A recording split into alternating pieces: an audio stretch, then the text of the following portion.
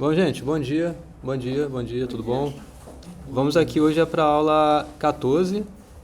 A aula passada a gente falou definição de P, NP, coNP, foi isso, né? A gente também viu vários exemplos de problemas em NP, né? Então já tem a gravação de todas essas aulas, então revejam caso tenham dúvidas, né? E aqui a gente vai entrar no primeiro assunto de redução de problemas, né?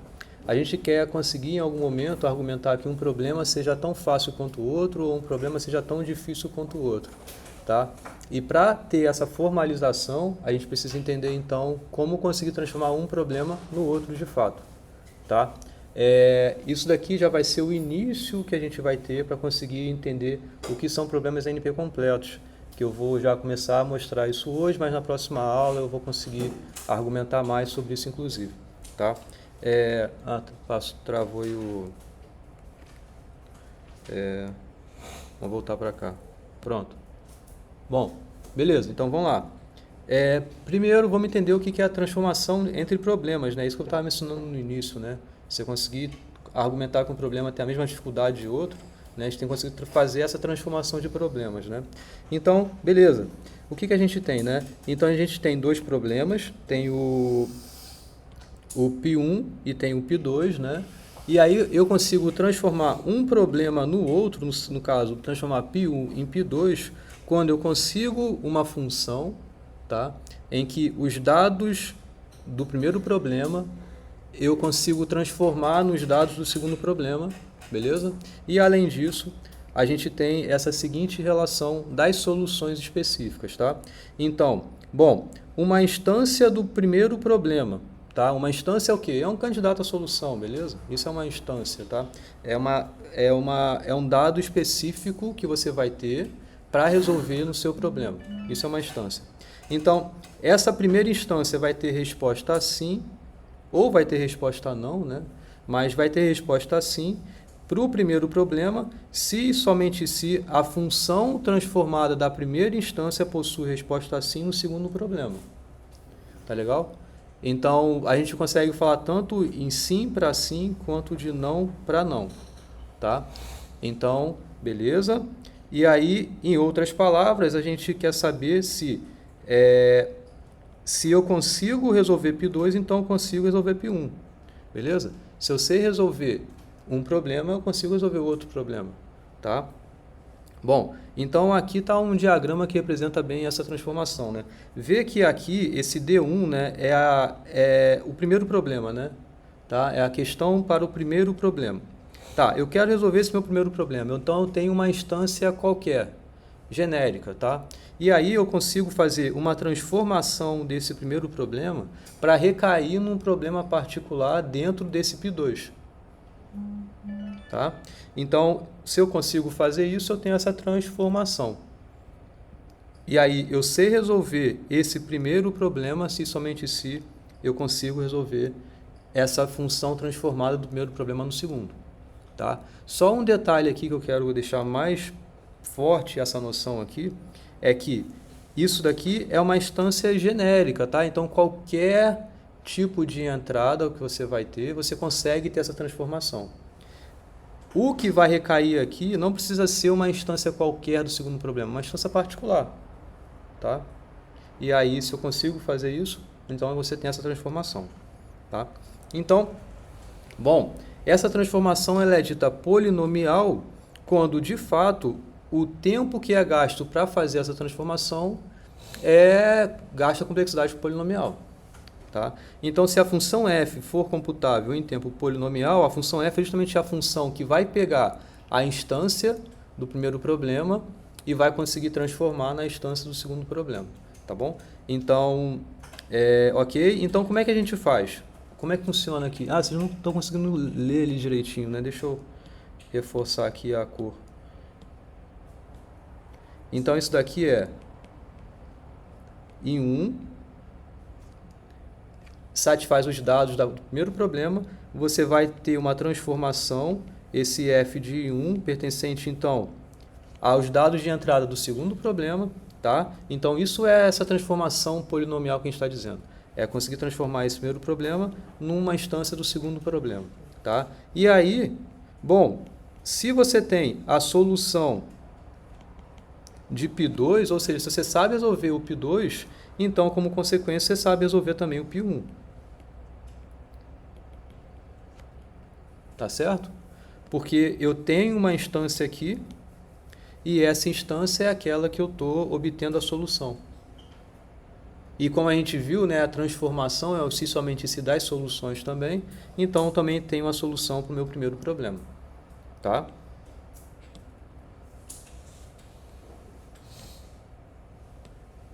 Bom, beleza. E aí, se for conhecido um algoritmo para π2, então a transformação polinomial conduz a um algoritmo polinomial para esse π1 também. Deixa eu tirar o som aqui do celular que tá...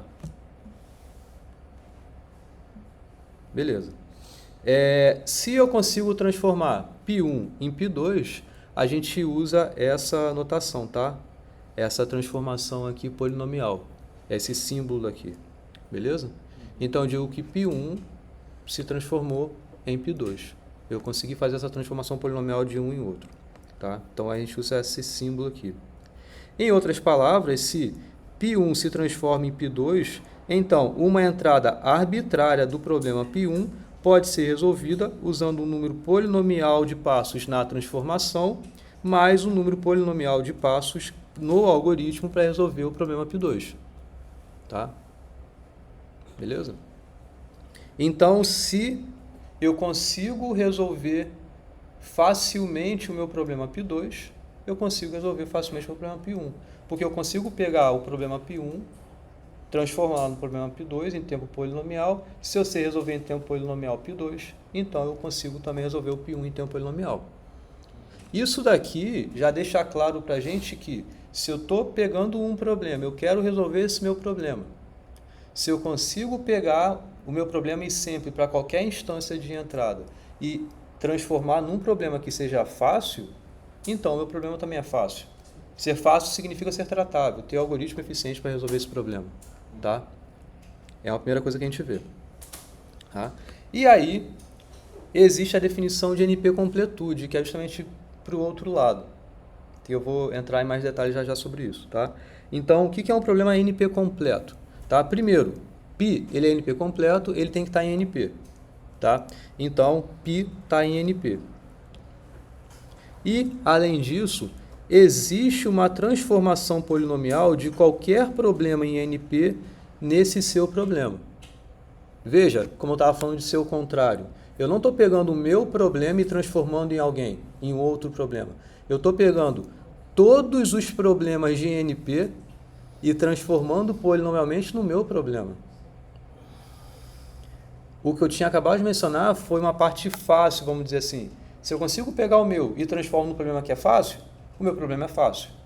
Agora, se eu pego todos os problemas de NP e reduzo no meu problema, o meu problema é tão difícil quanto qualquer outro problema de NP. Ou é tão difícil quanto os problemas mais difíceis de NP. Entende? Então, isso é definição de NP-completude. Mas nota, só por essa definição, como é algo trabalhoso, vamos dizer assim. Por quê? Olha o que eu estou falando aqui. Qualquer problema de NP, ou seja, todos os problemas de NP, eu tenho que ter uma função que transforme no meu problema em tempo polinomial. Para qualquer problema de NP, eu tenho que criar uma função que transforme no meu problema. Agora, quantos são os problemas de NP? Quais são os problemas de NP? Enxergam essa questão? Que a definição ela é muito forte, de fato. Não é pegar só um problema qualquer de NP e transformar no meu, mas são todos os de NP. Tá? E aí vamos entender melhor isso daqui.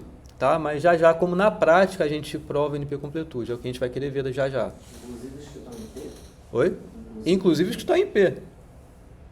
Mas eu estou pegando uma instância qualquer desse problema que está em P e transformando numa instância particular do meu. Por isso que eu não estou conseguindo provar que o meu é fácil. Tá, entendeu? Eu não estou conseguindo garantir que todos os meus problemas são tão fáceis quanto aquele outro de P. Entendeu? Mas se eu pego um problema que é NP e não está em P, e está nessa classe difícil, que eu vou mencionar já melhor, então eu consigo garantir que o meu é tão difícil quanto. E aí, vamos lá.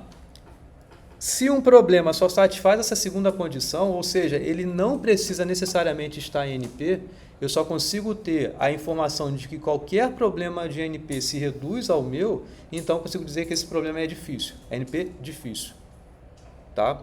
Então, bom, quando eu tenho um problema que não está em NP? Por exemplo, quando eu tenho um problema de otimização. Problemas de otimização não estão em P, não estão em NP, por quê? Não são problemas de decisão. Mesmo que eu consiga pegar todos os problemas de decisão e reduzir ao meu problema, mesmo ele sendo de otimização, eu posso ter uma transformação assim, o meu problema em si não necessariamente ele é de decisão, ele pode ser que seja de otimização. Então, por enquanto, só consigo falar que ele é NP difícil, não que seja NP completo. Tá? Mas, claro, esse problema que é NP difícil possui sua versão de decisão. E aí, sua versão de decisão, sim, ele vai estar em NP eventualmente, então ele vai ser NP completo. Existe essa conversa aí entre os dois tipos.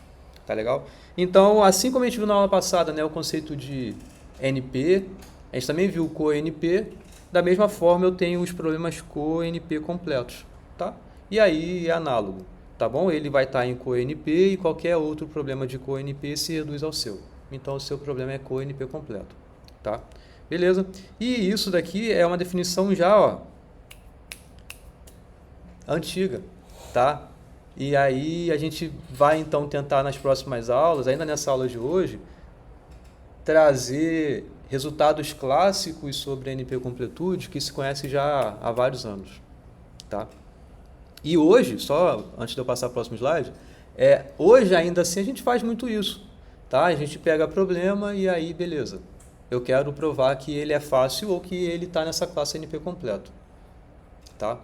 E veja que um problema que ele é NP completo, ele está dizendo o seguinte, ele é tão difícil quanto qualquer outro problema de NP. Ou, melhor dizendo, ele é tão difícil ou ele tem o mesmo grau de complexidade, melhor dizendo assim, como o problema, como comparado com um problema mais difícil dentro da classe NP.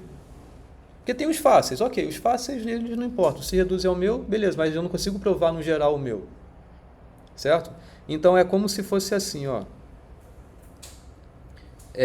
Eu tenho lá vários problemas de NP, aí eu tenho o meu aqui, beleza?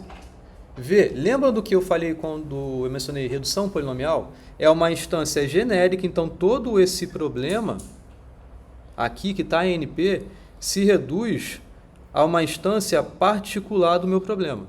Então eu tenho que esse meu problema ter o mesmo grau desse. Esse subproblema, né? Tá? Então vão ter aqueles que são fáceis. Ok, se fazer isso aqui é fácil, fazer para essa minha instância particular aqui também é fácil. Entendeu? Mas não diz nada sobre o todo. Mas tem alguns aqui que de fato são complicados. Então você consegue ter uma redução desse tipo. E aí, se esse daqui é complicado, o meu também vai ser complicado. E se o particular é complicado, é porque o caso arbitrário geral também é complicado.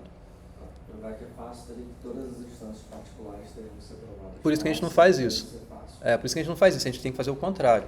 A gente tem que pegar a nossa instância genérica aqui e reduzir sim num problema particular, e se esse daqui é fácil, aí todo o meu é fácil. Sim. Cuidado com essa ordem. Tá legal?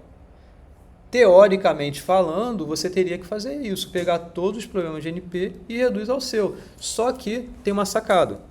O seguinte, como é que funcionam reduções de NP completude? Como mostrar que um problema é NP completo? Por definição, como eu acabei de mencionar, você teria que definir todos os problemas de NP e reduzir ao seu. E vocês concordam com isso que eu falei, né? O meu problema, então, se tornaria tão difícil quanto o mais difícil lá de NP.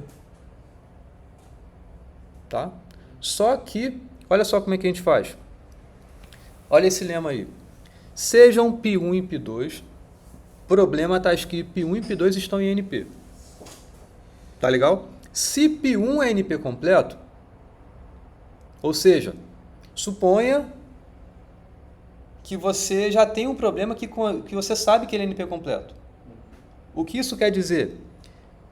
Quer dizer que P1 é um problema que está nessa subclasse de NP. Essa subclasse aqui é NP completo, o nome dele, tá? Isso aqui é NP completo. Tá legal? Ou seja, alguém já provou que qualquer problema de NP se reduziu a ele. Então ele é NP completo. Eu quero saber sobre P2. Eu quero saber sobre P2. E aí, P2 é NP completo ou não é NP completo? Bom, para satisfazer a definição, teria que pegar qualquer problema de NP e reduzir ao meu P2. Mas eu preciso fazer isso? Não, porque eu já tenho informação do P1. Se P1 é NP completo, e se eu consigo pegar P1 e reduzir ao P2, então eu tenho que P2 é NP completo também. Porque, vê, isso daqui é o efeito em cadeia. Tá? Porque se qualquer um reduziu a P1, qualquer um reduz a P2 também, porque de P1 eu consigo reduzir a P2. Isso é por transitividade, então é justamente a prova que está aqui. Por transitividade eu tenho que meu problema também é difícil. Tá? Então P1 é NP completo. Né? Então qualquer problema de NP, pilinha, se reduziu ao meu P1. Tá? Então por transitividade, P1 se reduz, como P1 se reduz a P2, então eu tenho que qualquer problema pilinha se reduz ao P2 também. Tá? Então, tá aí a prova, simples assim, e é isso que dá pra gente a técnica ou a forma de que a gente tem para provar que um problema é NP completo. É pegar um problema que se já saiba que seja NP completo e reduz ao seu. Então tem uma lista de problemas NP completo clássicos, talvez que o pessoal costuma... A cada hora tem mais problemas NP completos que a gente conhece, mas sim, existem aqueles que são os clássicos porque são conhecidos há muito tempo. Ou o que é interessante? É eu tentar entender o meu problema como sendo muito parecido com algum outro problema que seja difícil. Tá? É a gente tentar chegar numa coisa que seja parecida, porque eu tenho que transformar um no outro. Então, existem muitos problemas NP completos, mas alguns são muito próximos do meu, outros são muito distantes do meu. E aí tem que ter cuidado, porque às vezes mesmo sendo parecidos os problemas, às vezes o seu é fácil. Então essa redução não vai funcionar. Tá? Todo NP completo tem a mesma complexidade? Não, mas é exponencial. Todos são intratáveis, mas alguns são piores do que os outros. E aí, uma coisa que é importante mencionar é o seguinte. Aqui está a classe NP. Tá legal? Dentro dele tem o P. Mas dentro de NP tem essa classe aí, NP completo. E lembra do que eu estou falando desse efeito em cadeia? De que se eu tenho o meu problema NP completo, qualquer problema se reduz ao meu. Né? Então, ou seja, existe aqui um efeito que, em cascata, vamos dizer assim, que, bom, se alguém consegue um algoritmo polinomial para o problema que é NP completo, o que acontece como consequência disso? Qualquer problema em NP fica polinomial, fica tratável, vamos dizer assim, mas com grau de polinômio absurdamente alto pode ter. Tá? Até porque as reduções polinomiais, eu só estou dizendo o seguinte, é polinomial, mas pode ser um polinômio de grau 100, não tem problema, teoricamente falando, tá? Mas na prática isso pode dar uma diferença enorme, vai dar. Professor, quando você fala de problema, você fala que NP completo pode reduzir os problemas mais difíceis de NP, né? Uhum. Isso você falou em eficiência, né? Sim, Porque sim. Um polinomial você não pode reduzir um NP completo, no caso. O algoritmo polinomial, ele... Não é um algoritmo polinomial que reduz a um problema. É um problema que reduz a outro problema. Um problema da classe P. Um problema da classe P, ele também vai reduzir a um problema desse aí que você está provando em NP completo. Mas fazer isso não prova nada, Sim, sim, sim. entendeu? Por isso que a gente tem que pegar um que seja difícil, para conseguir provar que o seu também é difícil, tá? Professor, nesse diagrama que você desenhou aí, por exemplo, eu tenho um NP completo dentro de um problema NP. Então eu consigo provar que esse NP está dentro desse NP completo? Esse que está aqui, esse aqui? Esse problema aqui? Eu conseguiria reduzir o problema externo para o que está interno? Isso aí. Você está pegando qualquer um reduzindo a esse, tá? Bom, e aí olha só, como é que a gente mostra então a NP completude? Bom, primeiro tem que provar que ele está em NP.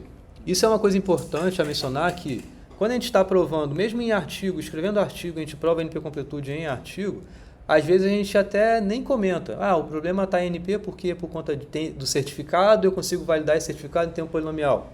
Esse comentário e dizer quem é o certificado, porque na aula passada eu falei sobre isso, não foi? Em dizer quais são os certificados possíveis e os algoritmos de validação desses certificados. Lembram disso? Quando a gente está, de fato, fazendo isso em artigo, em pesquisa, esse momento, às vezes, a gente passa adiante, nem comenta. Ou só fala, claramente ele está em NP, pronto. Aí o leitor que tem que se virar e entender, mas qual é o certificado? E aqui qual é o algoritmo? Esse algoritmo é polinomial, não é? Tá? Então isso aí a gente passa batido, mas a rigor você tem que mostrar aquelas duas etapas ali do que eu mostrei na definição. Primeiro é argumentar que de fato ele está em NP, e aí a gente tem que escolher um problema. Esse problema é uma pilinha que seja NP completo para reduzir ao nosso. Tá legal? Bom, aqui eu não estou falando sobre isso, mas nas próximas aulas eu devo falar, que é o seguinte, como é que foi feito isso? Porque hoje é fácil, a gente tem inúmeros problemas conhecidamente NP completos. Fácil, não é fácil provar NP completude, tá? Não é fácil.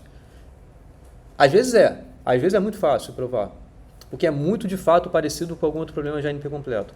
Mas, de modo geral, provar NP completude é uma tarefa fácil, né? Mas a gente tem o conhecimento de problemas NP completos.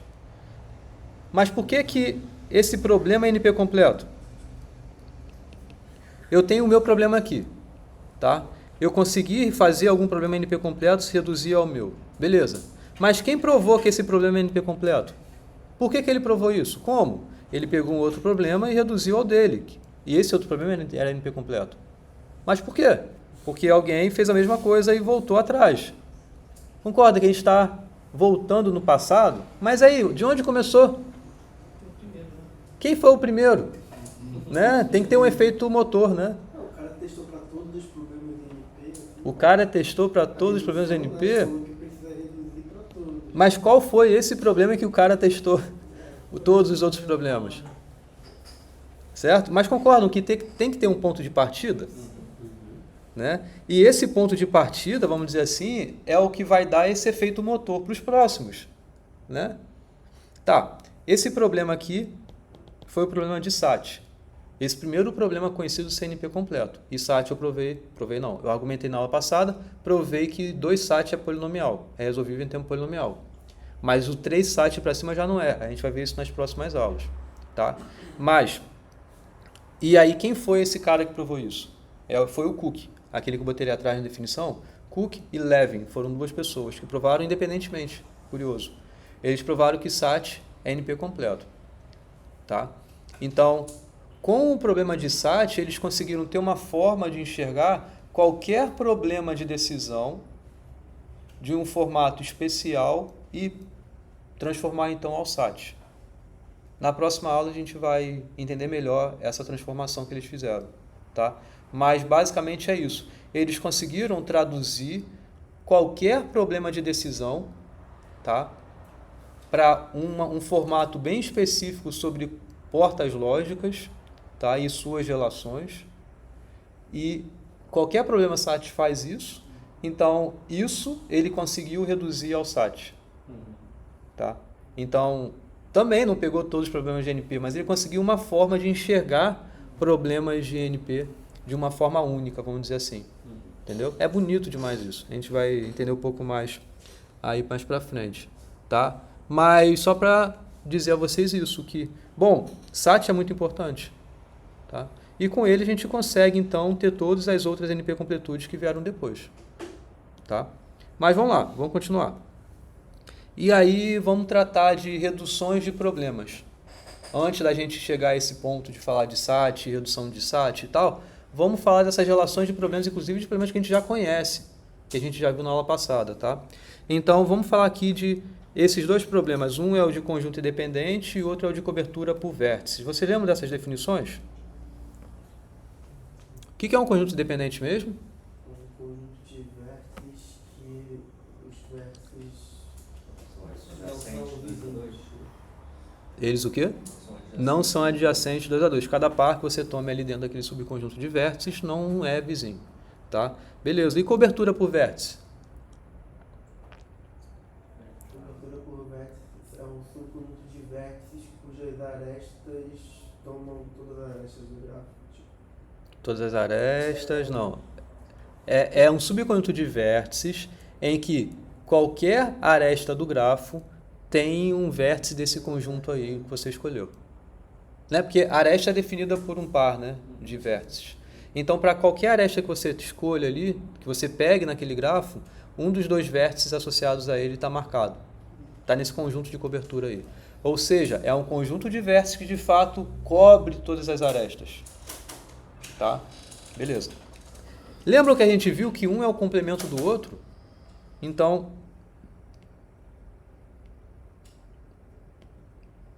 isso aqui, por exemplo, se eu estou pensando num conjunto independente,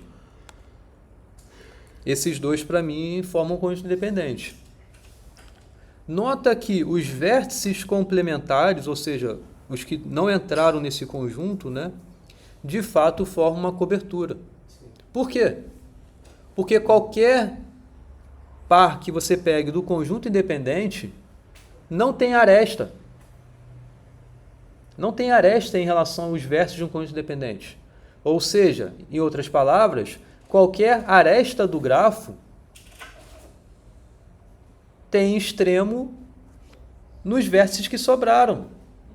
Então, esses vértices que sobraram, de fato, induzem para a gente uma cobertura das arestas. Certo? Esse é o argumento. E se eu estou buscando o conjunto independente máximo, o que sobra é o menor tamanho de cobertura possível. Né? Lembram disso que eu mencionei também na aula passada? Então, alfa mais beta é igual a n. E alfa é o tamanho do conjunto independente máximo. Beta é o tamanho da cobertura por vértices mínimo. Então, se eu estou maximizando esse alfa, n menos esse número grandão aqui vai dar a cobertura mínima. Certo? Tá claro? Isso é uma recapitulação que a gente viu na aula passada. Certo? Então, isso que está escrito aqui também.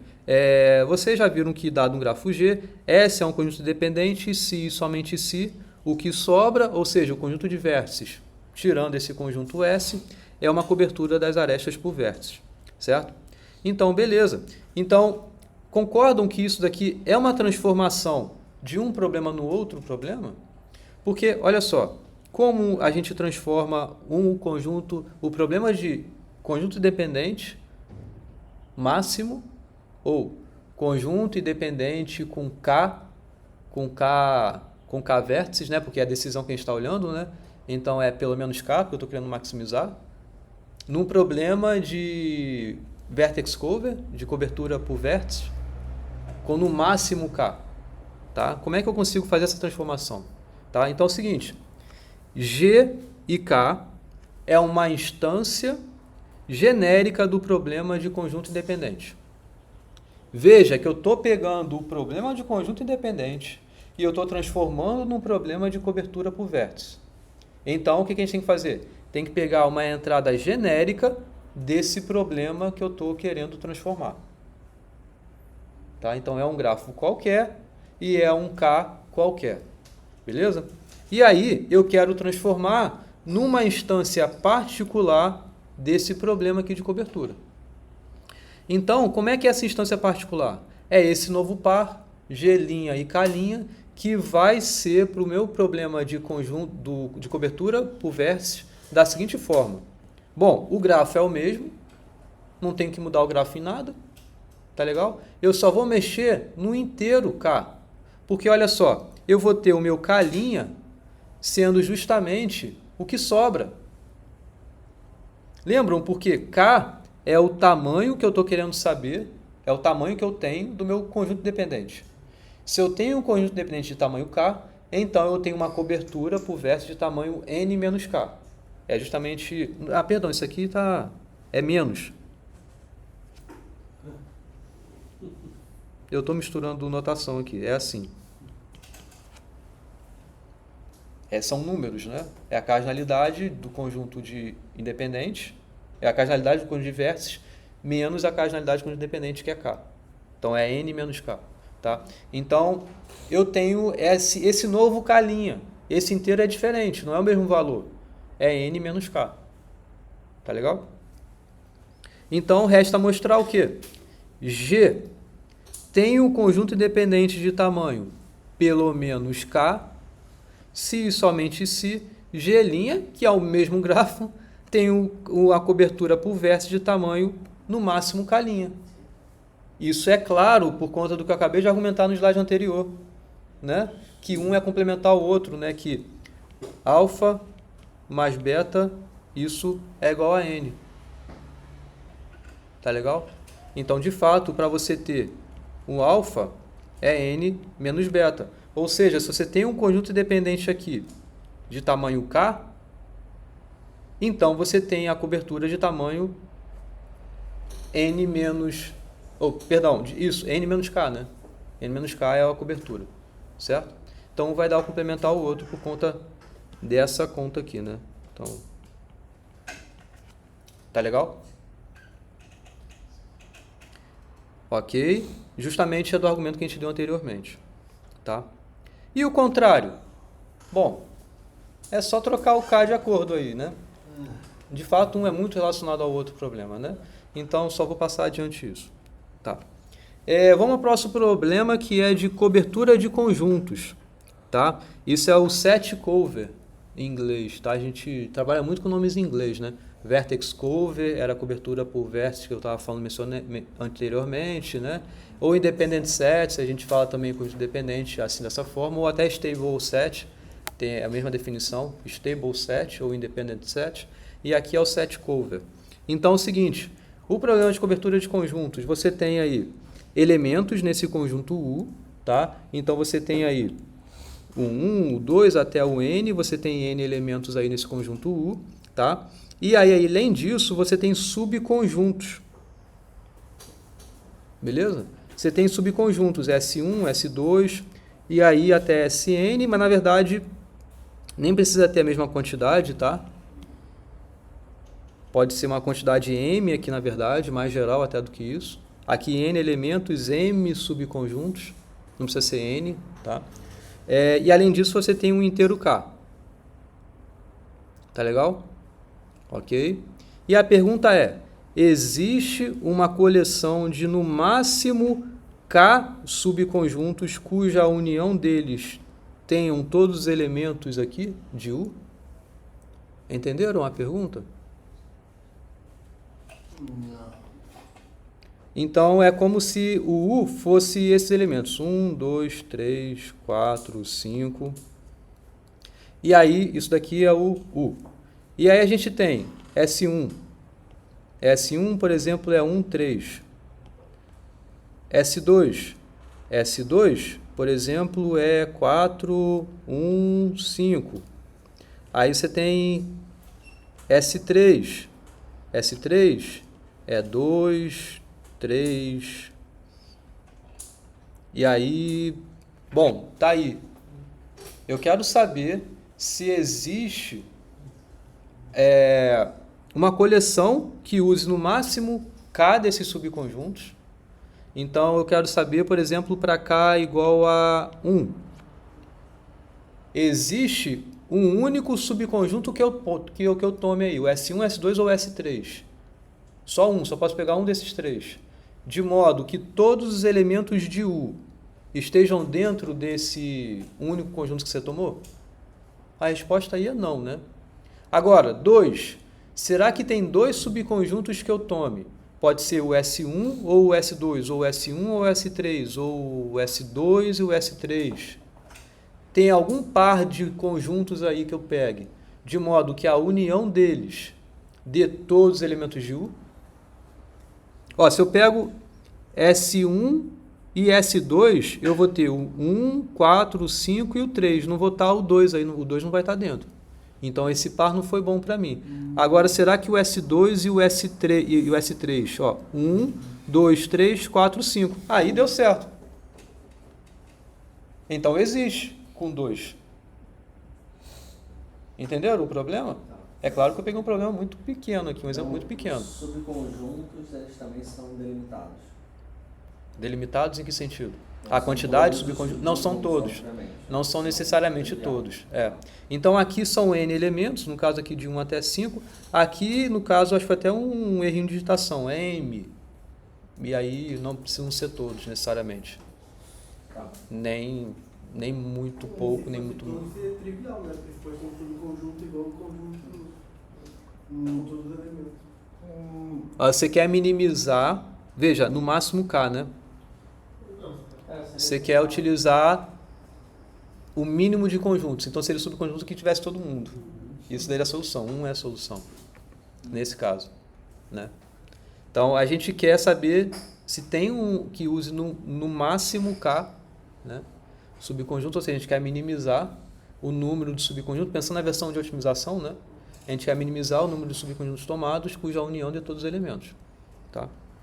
Beleza. E aí, vamos transformar um problema no outro. No caso aqui, eu estou pegando cobertura por vértices e transformando nesse problema. Vê, aqui é um exemplo são exemplos de problemas não tão bem relacionados assim, ou não tão inerentemente, nitidamente, essa relação forte aí deles.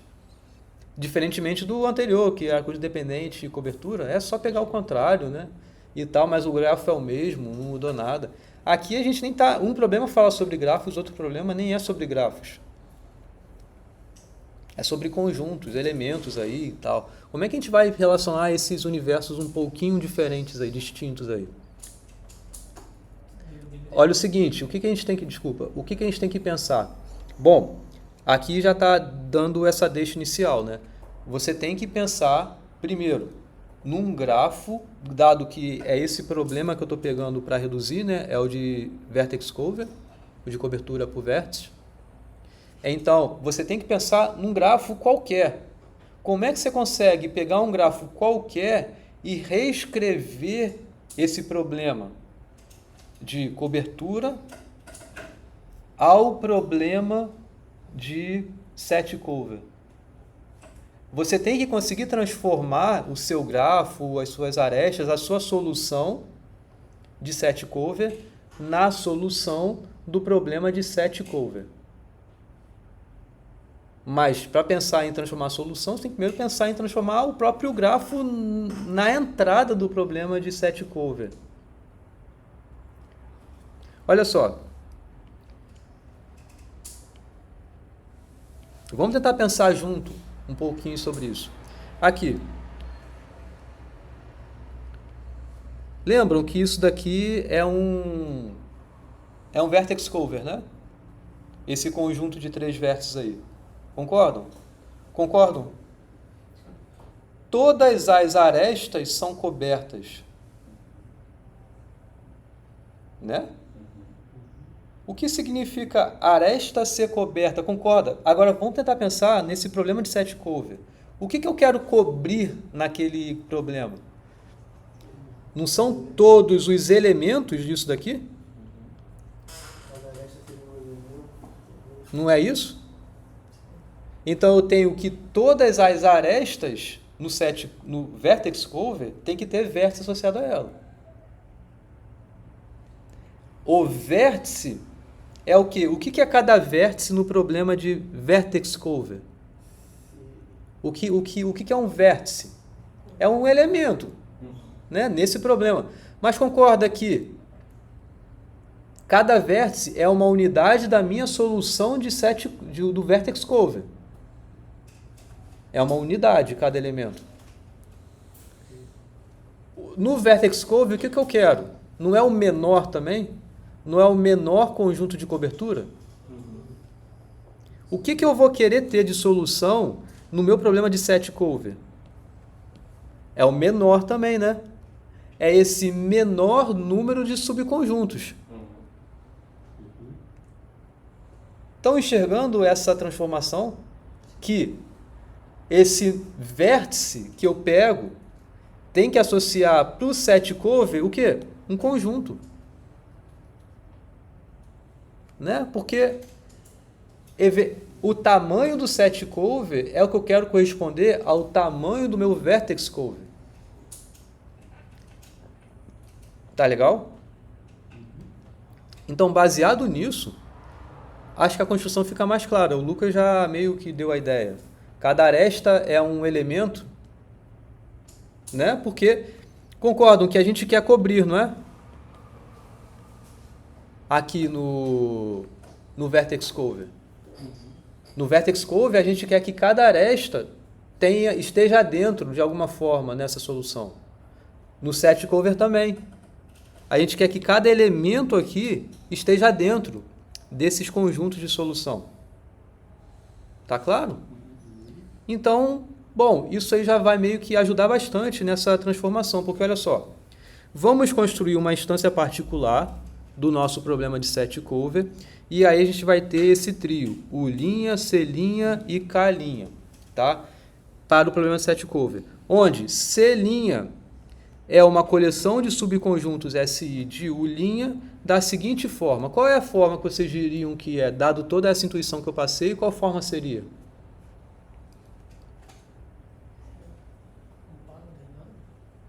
O que é cada... Olha só, no grafo o que a gente tem? A gente tem os vértices, as arestas, né, nesse grafo G, e a gente tem o inteiro K, que é o tamanho do vertex cover. É o tamanho da cobertura das arestas por vértice. Dado isso, você tem que conseguir transformar numa instância do seu problema de set cover. E o que é uma instância do problema de set cover? É um conjunto de elementos, em que no exemplo que eu coloquei ali atrás era 1 até 5, né? E são subconjuntos. Agora, como é que eu consigo sair do grafo e chegar nesse ponto? Mapear cada par de arestas para um elemento e cada vértice para mais de um subconjunto? Não, mas está perto. Então, cada vértice é um subconjunto. Cada vértice é um subconjunto. Porque, olha só, como é que é esse mapeamento, vamos dizer assim? Lembra o que eu falei? Cada unidade do meu conjunto de vertex cover, cada vértice desse conjunto de vertex cover vai ser responsável por cobrir algumas arestas. E eu quero cobrir todas as arestas. Então, no meu problema de set cover, cada vértice daquele grafo vai ser um subconjunto. E as arestas que estão nele, incidindo nele, são o quê? São os elementos que estão naquele conjunto. E esse vai ter relação de 1 para 1, um vértice para um subconjunto.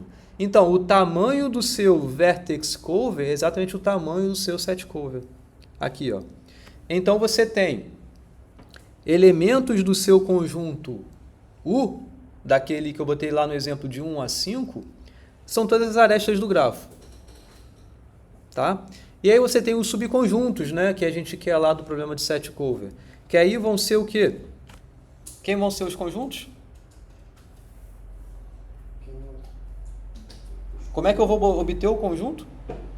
Eu vou ter um SI para cada I sendo um vértice do grafo. E os elementos dele, do SI, vão ser todas as arestas que incidem aquele vértice. E cada aresta, de fato, é um elemento do conjunto. Então, ó, tá bonito. Tá? E aí você tem o K' igual ao K, ou seja, é esse 1 para 1 que eu estava falando. Um vértice é, de fato, um subconjunto que você vai entrar naquela solução. Se você tem um menor tamanho de cobertura, você vai ter o menor tamanho de cobertura, né? Porque um é cobertura por vértices, outro é cobertura por conjuntos, mas é cobertura. Tá? Beleza. E por conta dessa explicação, você tem esse resultado, né? Que G admite um vertex cover de tamanho no máximo K, se e somente se essa instância particular. Então, veja, eu estou saindo de uma instância genérica do meu problema de vertex cover e caindo num caso bem específico. Porque olha uma particularidade que existe aqui. Ó, vamos olhar o próximo exemplo, aqui e aqui. Tá? Olha só uma particularidade que existe muito grande aqui. Cada aresta do grafo é o quê? É um elemento do meu conjunto U. Concordam com isso? Cada aresta é um elemento. Cada elemento aparece em quantos conjuntos do meu problema de set cover? No mínimo 2. No mínimo? Não, mas cada aresta. Pode ser até o máximo. Ou seja, é exatamente 2. Cada aresta aparece em exatamente 2 conjuntos, porque cada aresta ela é definida por seus 2 extremos, e cada extremo é um conjunto. Então não tem como ser mais de 2 nem menos de 2. Né? Então, no problema de set cover, tá? A gente tem essa restrição? Não, mas é uma restrição a mais até que eu estou impondo. Ou seja, a particularização do problema do set cover. E mesmo essa particularização, eu estou conseguindo argumentar que é tão difícil quanto o problema de vertex cover. Você pode até definir o próprio grafo assim, né? Porque a gente normalmente define o grafo como um conjunto de vértices e um conjunto de arestas onde cada aresta é um par de vértices. É um conjunto por si só. Mas a gente pode fazer o contrário. A gente pode definir as arestas como elementos, né? Então o grafo ele é um conjunto de arestas, né? E um conjunto de vértices, onde cada vértice está ligado a cada uma das arestas. É porque a Você gente pode tem que inverter cuidar a da transformação. A transformação é do grafo para cá. Então não é daqui para cá. Essa recíproca não dá, né? Ela... Bom, se você pega uma instância qualquer de set cover, você não consegue transformar numa instância particular dessa forma bonitinha. Porque aqui eu estou usando uma particularidade muito grande nesse problema de set cover, que é eu ter a certeza que cada elemento, olha esse E1, esse E1, esse... Ops. Olha esse... Estou gravando aqui, eu não quero gravar. Eu digo na própria... Olha esse E1. Esse E1, eu sei que necessariamente ele está em 2 conjuntos, que são de fato aqueles que correspondem aos extremos. Eu digo na própria definição do grafo, ignorando a parte conjunto, você pode definir ele da melhor forma para transformação conjunto. Ah, tá. Porque a gente define ele como um conjunto único de vértices, né? Um conjunto de vértices, elementos, e a gente tem um conjunto de arestas que por si só são conjuntos. Mas a gente poderia fazer o contrário, a gente pode definir o grafo a partir das suas arestas como elementos e definir como um conjunto de vértices, onde cada vértice é um conjunto por si só das arestas que são conectadas nele. E aí fazendo... E aí, Na verdade, é enxergando o grafo dessa forma que fique mais imediata a sua visualização com o problema de set cover. Pode ser também. Tá. Entenderam? Então, veja que o que eu estou argumentando eu estou pegando o problema de vertex cover, que aqui é uma instância genérica. Esse grafo aqui, ó, não impus nenhuma restrição nele. E eu estou transformando numa particularidade grande no meu problema de set cover aqui. Tá legal? Beleza? E aí tem esse outro problema, esse problema de empacotamento de conjuntos. Tá? O problema de empacotamento de conjuntos, ele é muito parecido com o que a gente entende como um conjunto dependente em grafo. Olha só. Aqui é um conjunto, e aí você tem lá N elementos naquele conjunto, e a coleção de subconjuntos aqui, tá legal?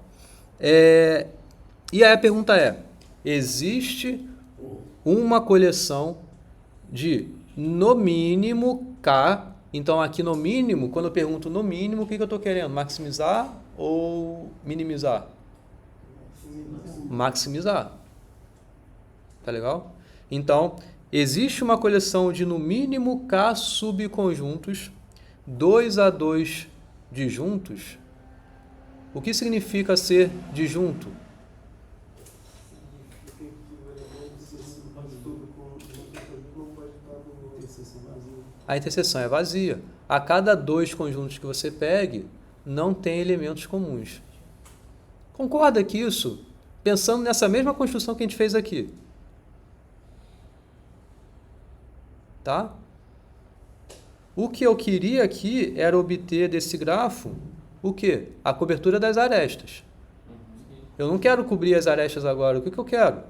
Eu quero subconjuntos, tá? Eu quero subconjuntos que eles sejam o quê? Disjuntos. Não tem aresta comum. Certo? Não tem, por exemplo, esse S2 com esse S5, eles formam um par disjunto? Formam? Não, porque tem esse cara em comum. Esse cara em comum, o que é esse cara? É essa aresta, de fato. Então, o que eu quero é maximizar o quê? O número de conjuntos que são disjuntos.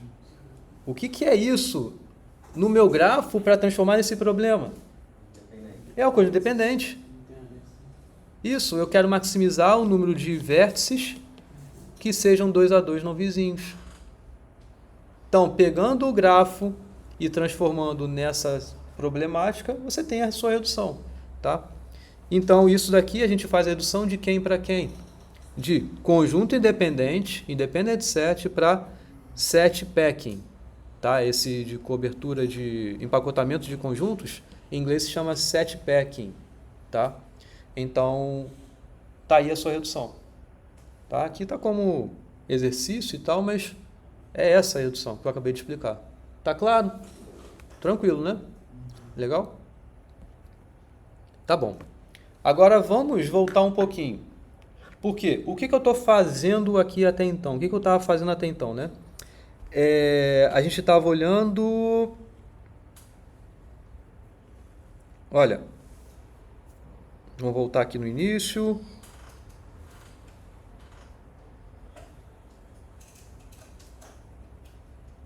Olha as reduções que a gente fez até agora. A gente começou com conjunto independente e reduziu para vertex cover, certo? A gente começou com conjunto independente e reduziu para vertex cover. Depois a gente pegou vertex cover e reduziu para set cover, não foi? Ó, aqui é vertex cover para conjunto dependente, beleza? Mas beleza. Aqui, ó, vertex cover para set cover. Então, estão vendo que a gente fez uma transformaçãozinha em cadeia aí? Né? E aí tem os outros aqui também, o set packing e tal, que eu usei o outro lá e tal. Mas vamos continuar. Aqui. Então, o fato do conjunto independente de um grafo ser um problema equivalente ao de cobertura. E você provar que cobertura você consegue reduzir ao problema dos conjuntos. Isso já prova que o independente também daria? Fala de novo, por favor, eu estava escrevendo aqui no... O independente, conjunto independente e cobertura são problemas equivalentes. Uhum. A gente tinha visto isso na outra aula. Uhum. Se eu conseguir provar que a cobertura é reduzível no problema de conjunto, automaticamente já é provado que o conjunto independente também daria para fazer? Uhum. Uhum. Porque se eles são equivalentes, eu provei esse, então obviamente tem algum problema particular de conjuntos que eu consigo reduzir esse aqui. Uhum. Tá. A sequência que a gente fez foi essa, né? Independent set para vertex cover. Mas aí, qual que eu consigo reduzir aqui no independent set? Lembra o que eu estava falando? Ah, eu tenho que meu problema aqui, eu consegui reduzir ao meu. Aí vamos voltar. Quem é que reduziu esse problema anterior? Quem foi? Aí a gente tem um anterior. E aí, esse independent set, na verdade, a gente tem um 3 sat. O 3 sat se reduz ao independent set. Então, como consequência, eu vou ter que o independent set é tão difícil quanto o 3 sat. Tá legal? E 3 sat é NP completo. Por conta de coisas que a gente ainda vai ver. Mas, vamos lá. Eu quero pegar agora o meu problema de 3 sat, ou seja, uma instância qualquer de 3 sat, e conseguir reduzir a um problema de independent set. Tá legal? Veja, assim como o problema de conjuntos que eu estava mencionando até agora, 3 sat não é um problema em grafos. Não é. Independent set é. E é normal a gente trabalhar dessa forma, com objetos diferentes, mas conseguir enxergar um grafo aí no meio, no caso, né? Algo em comum, para conseguir linkar uma coisa na outra. Tá legal? E vamos a ideia dessa prova aqui. Então, veja, eu tenho que pegar uma instância genérica de 3 sat. Lembram do que é 3 sat? Lembram de sat, que eu falei? É uma expressão lógica que está na forma normal conjuntiva, certo? Tá? Então, essa forma normal conjuntiva, você tem as conjunções, certo? E aqui vai embora. O número de conjunções, no caso, são M, são M cláusulas, na verdade, né? Tá legal? E aí, dentro de cada cláusula, são disjunções, né? Então, são variáveis, no caso, literais, né? Porque você pode ter uma variável aparecendo e uma variável ou na positiva ou na negativa aparecendo, né? E aí você tem aí as variáveis e tal, tá? E é 3 sat, isso indica que dentro de cada cláusula você tem 3 literais. É no máximo, né? Dá para estudar isso como dizendo, tendo exatamente 3. Porque se tiver menos, tem como você adicionar coisas a mais ali dentro só para ficar todo mundo igual a 3. Tá. E não muda a dificuldade. Tá? Então, cada cláusula tem 3 literais. Beleza? Bom, e aí a pergunta é justamente saber se existe uma atribuição de valores a essas variáveis e cada variável vai ter valor verdadeiro ou falso, de modo que toda essa fórmula seja verdadeira.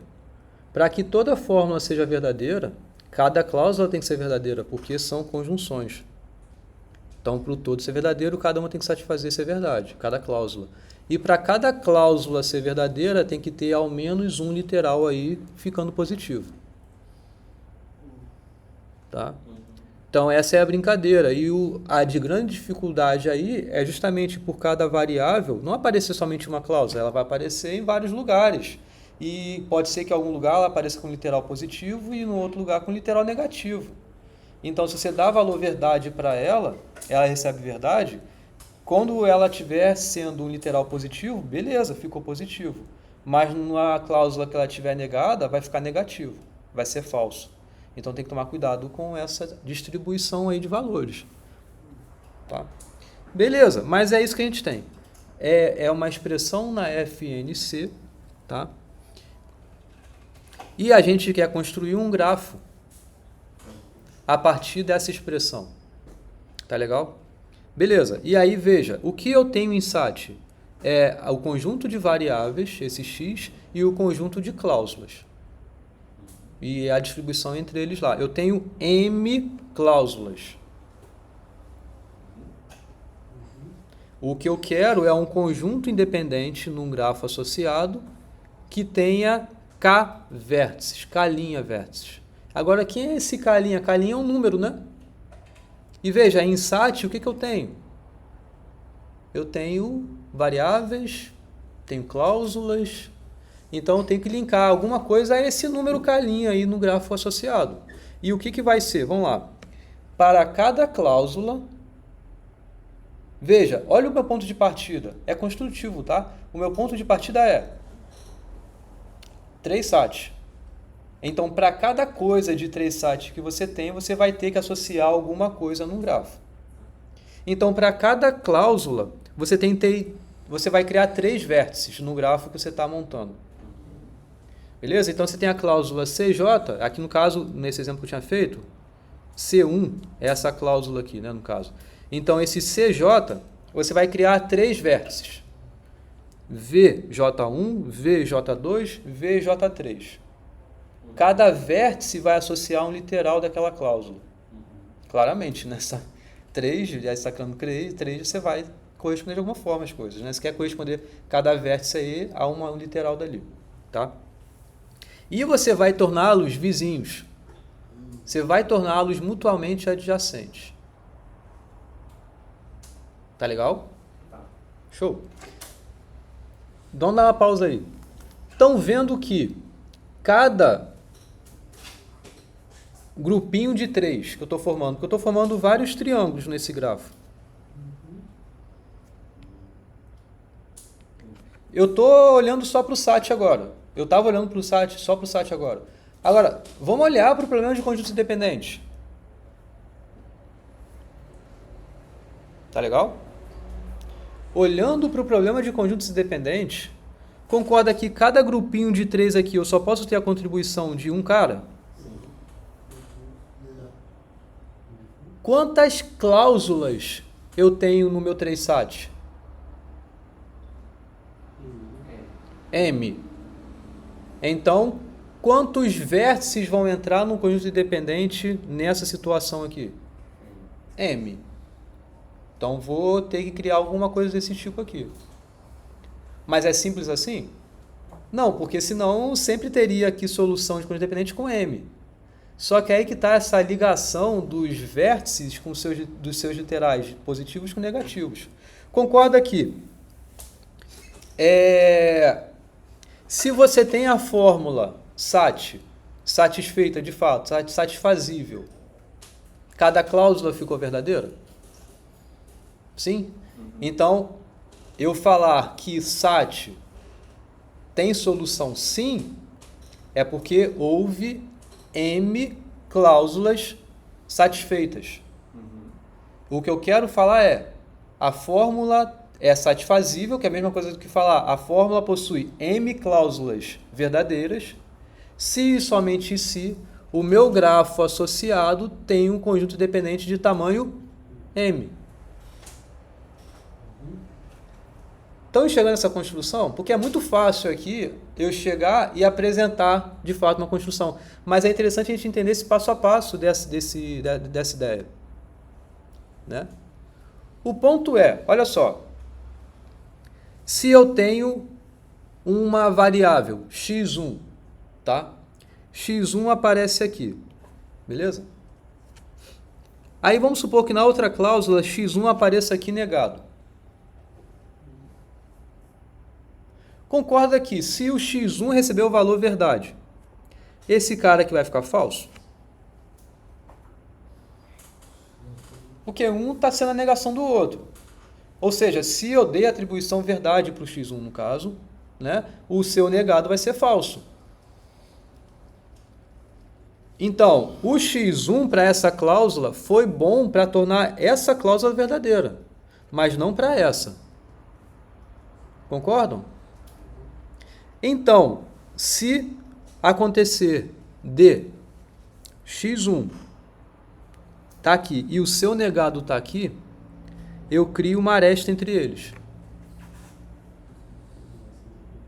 Concordam que quando eu estou criando uma aresta entre eles, os dois não vão poder entrar num conjunto independente?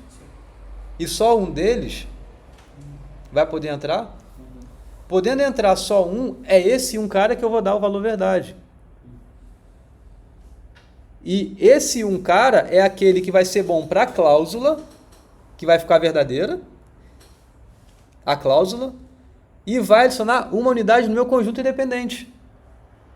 Entendeu? Então é assim que a gente forma as demais arestas do grafo. Então, para cada par de vértice correspondente a um literal positivo e ao literal negativo de uma mesma variável, eu crio aresta entre eles. Porque se não tivesse isso, se não tivesse essa aresta aqui, ia dar sempre solução, mas não está coerente de modo nenhum com minha fórmula SAT. Beleza? E aí vamos aqui, e K ali então é de fato exatamente igual a M, como eu estava mencionando. Então, a fórmula é satisfazível, M cláusulas são verdadeiras. M cláusulas são verdadeiras, houve para cada cláusula um literal positivo, pelo menos.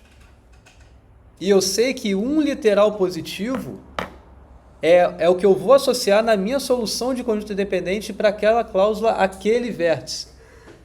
E eu não consigo mais do que um por cláusula, porque é um triângulo que eu estou formando, entendeu? Tá claro isso? Então eu consigo, se eu tenho M cláusulas verdadeiras, eu consigo criar um conjunto independente de tamanho M. Porque necessariamente eu não tenho um vértice com seu parzinho negado linkado no conjunto independente, porque eles são vizinhos. Então eu consigo pegar M caras isolados, de boa. Tá? Entendeu? Isso dá um argumento tanto da ida quanto da volta. Que vamos chegar melhor a essa escrita ali no próximo slide, mas essa construção é de boa para satisfazer isso que eu quero, tanto para um lado quanto para o outro. Porque o que eu tenho que provar é, a fórmula é satisfazível se e somente se o grafo possui um conjunto dependente de tamanho M. Então, é um se somente se, eu tenho que provar os dois lados. Se a fórmula é satisfazível, então eu tenho um conjunto dependente de tamanho M. E o outro lado, que é, se o grafo transformado possui um conjunto dependente de tamanho M, então a minha fórmula é satisfazível. Vamos chegar a essa formalização já já. Mas a ideia é essa que eu mencionei aqui, não tem muito mais do que falar. Mas seria se o conjunto independente é pelo menos M? Tem um com M, então satisfaz se você falar que é pelo menos M. No caso, o conjunto independente ele pode ser maior. Pode. Tá. Mas aqui não vai ser. Tá. E aí o seguinte, aqui é o exemplo, né? Dessa distribuição aí de FNC, né? Nessa fórmula aí, tá? Então tem lá o x1, x2 barrado, x3, uma cláusula, outra cláusula x1, x3 barrado, x4 barrado, a outra x2, x3, x4. Não estou aqui entrando em discussão se a forma é satisfazível ou não, só estou pensando no grafo por enquanto, que eu vou montar. Então, para cada cláusula você vai ter um triângulo. Então, você tem esse triângulo, esse triângulo, esse triângulo. Tá bom? E aí, cada vértice desse triângulo vai ter como subíndice a cláusula que ele está e justamente se é 1, 2 ou 3. Tá? Então, aqui eu até botei essa coluninha aqui, 1, 2 e 3, tá? Para a gente ficar bem organizado. Poderia escrever de outra forma, até para associar melhor quem é quem, mas eu estou fazendo exatamente como eu defini ali em cima. V11, V12, V13, V21, V22, V23, V31, V32, V33, tá? Então são os vértices que existem aí. Tem os triângulos aí. Agora eu tenho que olhar aqui, olha só, x1 é o primeiro cara aqui, né? Existe x1 negado em algum outro lugar aqui? Não tem. Então esse cara não vai ser vizinho a ninguém. Esse V12 corresponde exatamente a esse cara aqui. Tá bom? Então é o x2. Existe, aqui é o x2 negado, né? Existe o x2 em algum outro lugar? Isso aqui é um x2. E o x2, estão vendo que está na primeira coluna? Então esse x2 é justamente qual vértice? É um vértice 3, 2. 3, 1, perdão. É o vértice 3, 1. Tá? Porque está na terceira cláusula, é o que está na primeira coluna aqui. Então, é o vértice 3, 1. Tá? x3, tem x3 negado em outro lugar? Tem um literal x3 negado? Tem aqui, certo? Então, eu vou torná-lo vizinho ao vértice V2, 2, certo? Então, o vértice V2, 2. Porque é o vértice da segunda cláusula que está na segunda coluna. Tá legal? Faz isso para todo mundo, tá? Então, x1 já olhei, não tem nenhum x1 negado aparecendo. x3 negado. Tá? Tem o x3 aparecendo em outro lugar? Tem na primeira cláusula, que eu acabei de torná-lo vizinho, mas tem aqui também, né? Nessa terceira cláusula na segunda coluna. Então, é o V32, certo? Então, o V22 vai ser vizinho ao V32. Tá claro? Depois aqui o x4 negado. Tem x4 aparecendo? Tem. O x4 aparece aqui. Tá? Então, o V23 vai ser vizinho ao V33. Tá? Então, você tem essa aresta aqui. Tá certo? Tá claro essa construção? Com ela, vocês conseguem entender que se eu tiver uma atribuição de valores que torna essa fórmula satisfazível, então, no meu grafo, eu vou ter um conjunto independente de tamanho m. Esse é o primeiro lado da demonstração. É claro, isso aqui é um exemplo, mas ele tem que ser tal como eu mencionei antes. Antes de passar para o desenho, eu já dei esse argumento. Lembra o que eu falei? Porque, olha, se tiver uma fórmula que seja verdadeira, satisfazível, cada cláusula é. Então, em cada cláusula tem um literal que não importa se o vértice associado a ele recebeu o valor verdadeiro ou falso, porque se o vértice, se a variável recebeu o valor falso, o seu literal ali vai ser positivo, porque ele vai estar negado. Então, eu vou ter um literal positivo. Em cada cláusula eu vou ter um literal positivo. Eu posso ter mais de um, tudo bem, mas eu vou ter um. Esse um cara que está positivo, certo? Eu consigo pegar esse vértice no grafo associado a ele. Vai entrar no meu conjunto independente. Então, em cada cláusula, eu vou tomar um literal positivo. Esse literal positivo é o que eu vou, no meu grafo, pegar e colocar no conjunto independente. Concordam que, de fato, isso é um conjunto independente? Por que que não tem aresta entre esses vértices no meu grafo, com certeza? Porque as arestas que eu estou formando, necessariamente os valores das variáveis associadas àqueles vértices são trocados. Um é falso, outro é verdadeiro. E eu só estou pegando um de cada cláusula verdadeira. Então, necessariamente, o do outro lado, o da outra cláusula, é verdadeira também. Então, nunca vai ser o oposto do que eu peguei do anterior. Então, não vai ter aresta. Então, não vou pegar, por exemplo, esse e esse. Não. Porque se esse é verdadeiro, esse é falso e vice-versa. Então, esse é o argumento da ida. Tá? Então, aqui, por exemplo, olha, eu estou pensando a partir da atribuição de valores da minha expressão lógica, tá? Obtendo o meu conjunto independente de tamanho m. Eu só estou pensando nesse lado por enquanto, não estou pensando na volta. Entende? É de cima para baixo que eu estou olhando. Tá legal? Então, suponha que isso aqui seja satisfazível, tá? Então, aqui atribuir uma sequência de valores que isso funcionou. Veja, eu não estou querendo resolver SAT. Eu só estou olhando uma fórmula, então, se essa fórmula é verdadeira, eu consigo um conjunto independente de tamanho m. É só isso que eu estou olhando nesse momento. Tá? Eu estou reforçando isso que eu já falei 2 ou 3 vezes, mas só para olhar no exemplo aqui como é que funciona, né? Então, aqui, x1 verdadeiro, x2 falso, x3 falso e x4 verdadeiro.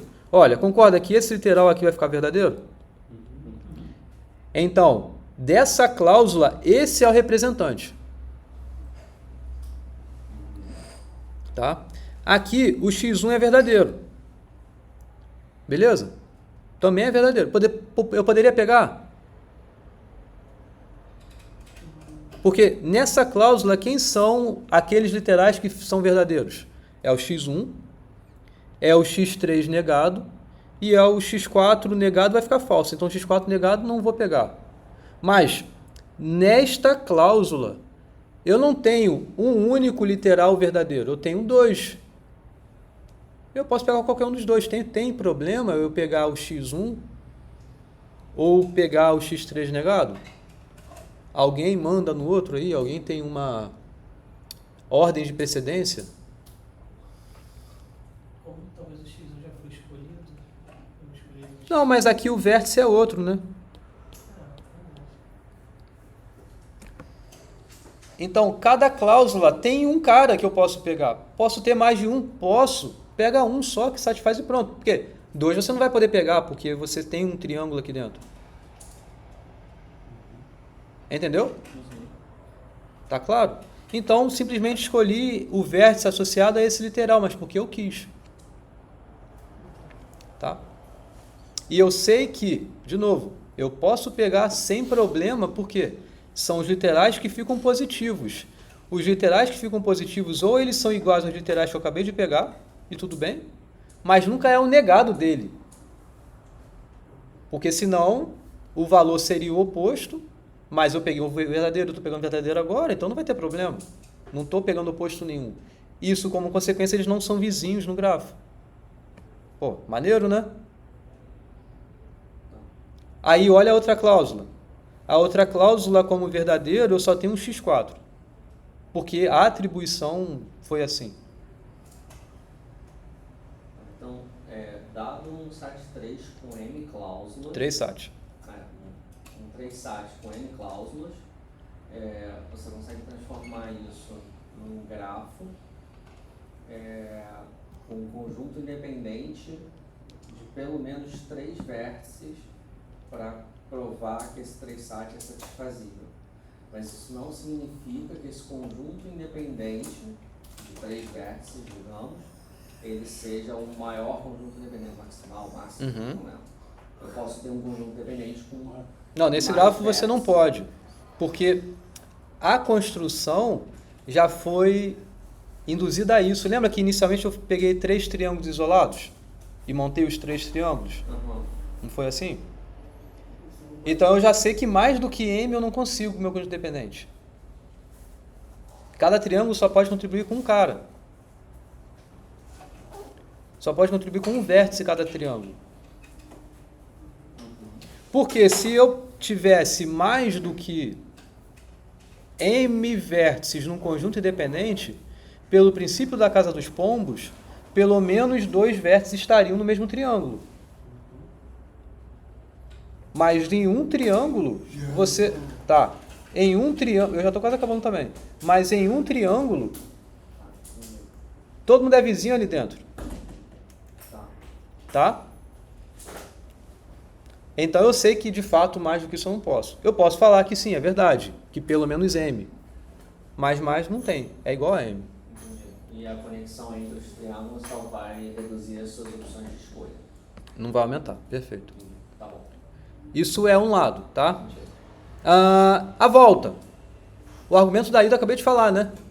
Mesmo falando, eu só estou usando o exemplo para enxergar melhor, para vocês enxergarem melhor. Mas o argumento é geral o suficiente. Como é que é a volta? A volta é você pensar o seguinte: bom, no grafo que eu acabei de construir, existe um conjunto independente de tamanho M. Com isso, eu quero argumentar que, na minha fórmula SAT, existe uma atribuição de valores às literais ali, ou às variáveis que vão ter as literais, de modo a fazer as M cláusulas serem verdadeiras. Não é direto também? Porque olha só, se tem um conjunto independente de tamanho M, mencionando isso que eu acabei de falar, eu sei que cada triângulo só vai entrar um cara. E se tem um conjunto independente de ou melhor dizendo, cada triângulo só vai entrar no máximo um cara. Pode ser que não entre ninguém. Né? Mas eu estou dizendo que existe um conjunto independente de tamanho M. Então, em cada triângulo só entra um cara. Né? Se só entra um cara dentro de cada triângulo, tá? O que eu vou fazer? Bom, e existe conjunto independente de tamanho M. Então, de fato, entrou um em cada triângulo. Né? Eu sei que é um conjunto independente. Então eu sei que o cara que eu escolhi nesse triângulo, ele não é vizinho ao cara que eu escolhi desse triângulo. Não é vizinho ao cara que eu escolhi desse triângulo. Nenhum par que você pegue que entrou nesse conjunto dependente é vizinho. Ou seja, os literais associados a eles não têm essa relação de oposto.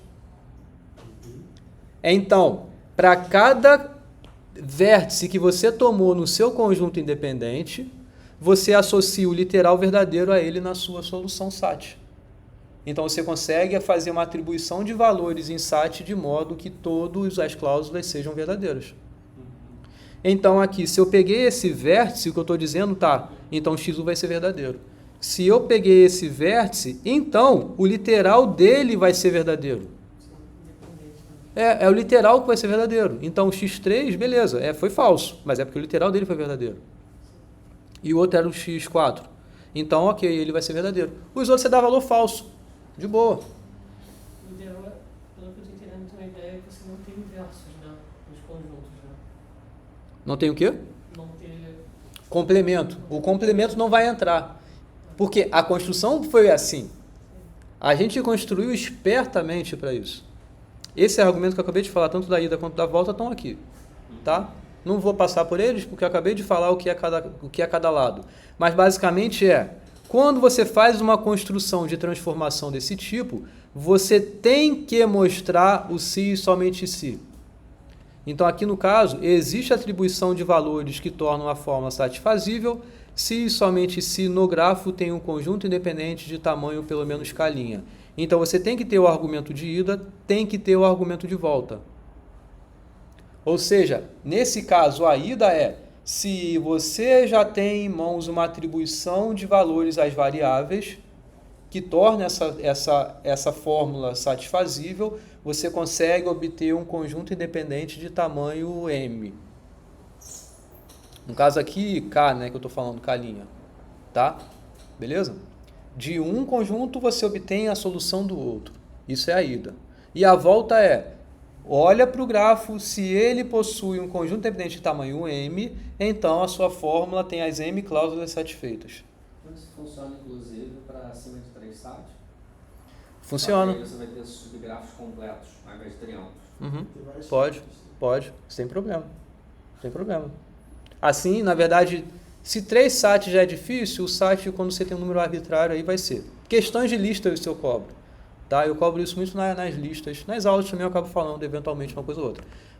Bom, o que eu argumentei foi a prova, tanto da ida quanto da volta que está escrito aqui. É só vocês lerem com calma, né? Isso que eu estou falando, assistirem um vídeo e tal, e vão estar aí.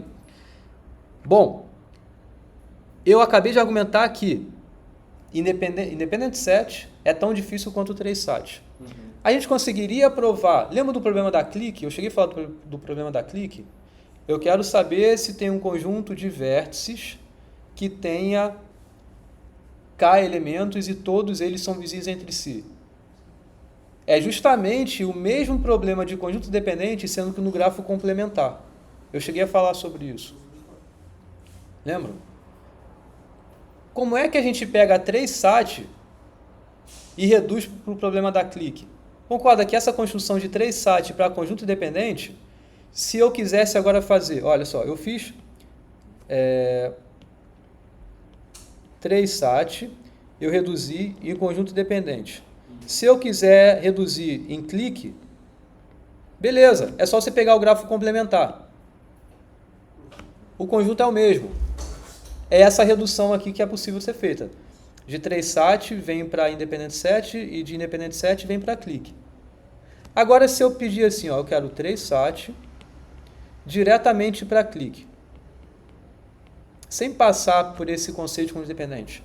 Concordam que a construção de 3 SAT que a gente fez para conjunto dependente foi muito boa para o conjunto dependente. Então, a mesma construção não vai valer. Mas é muito parecido. Porque, olha só, o que eu quero não é obter o grafo complementar, quando eu passo de Independent Set para clique, mas o grafo é o mesmo, né? Então, aqui nessa construção, o que vocês têm que mudar? Tudo que foi para eu formar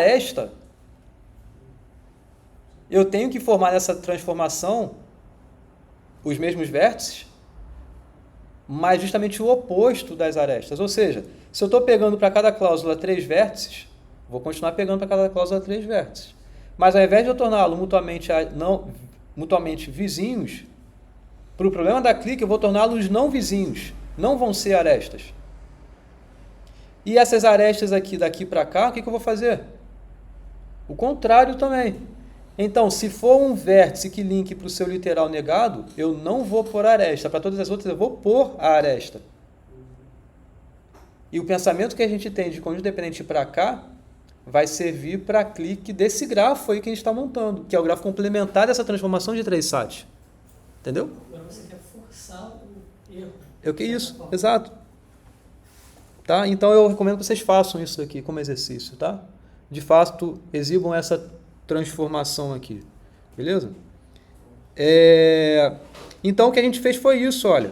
Eu tinha feito o Independent Set para Vertex Cover, para Set Cover, na verdade estou fazendo 3 SAT agora para Independent Set, tá? E aí como exercício, eu peço isso aqui também.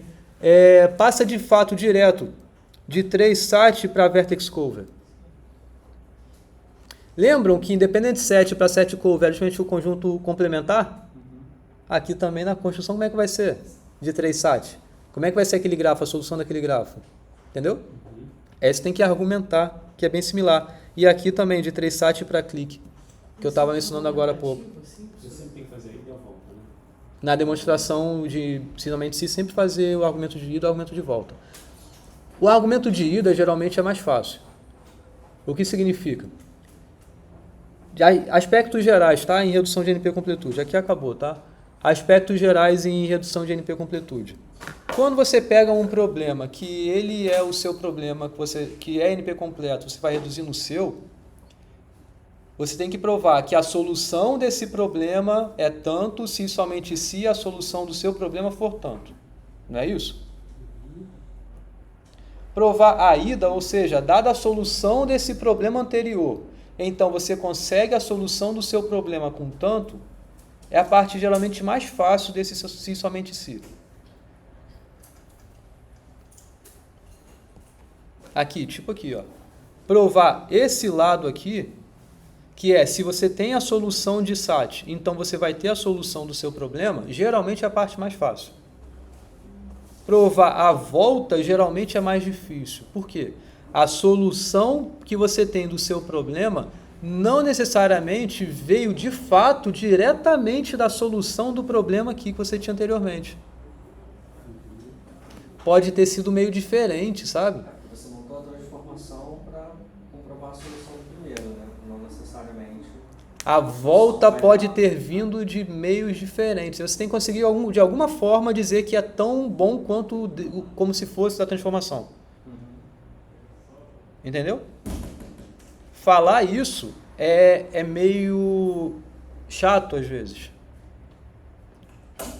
Vocês têm na lista lá uma série de exercícios, tá? Que eu passei, que são transformações de problemas aí, tá? Então dê uma olhada com cuidado lá, tentem fazer. Inclusive vai ser sobre isso o trabalho também, o terceiro trabalho que eu vou passar, o segundo trabalho, né? A segunda avaliação, né, que eu vou passar para vocês. Tem a ver com esse tipo de redução, tá? E aí vocês estudem com atenção essas reduções aí. Beleza? Posso encerrar então? Então beleza, gente. Foi um prazer. Até mais. Tchau.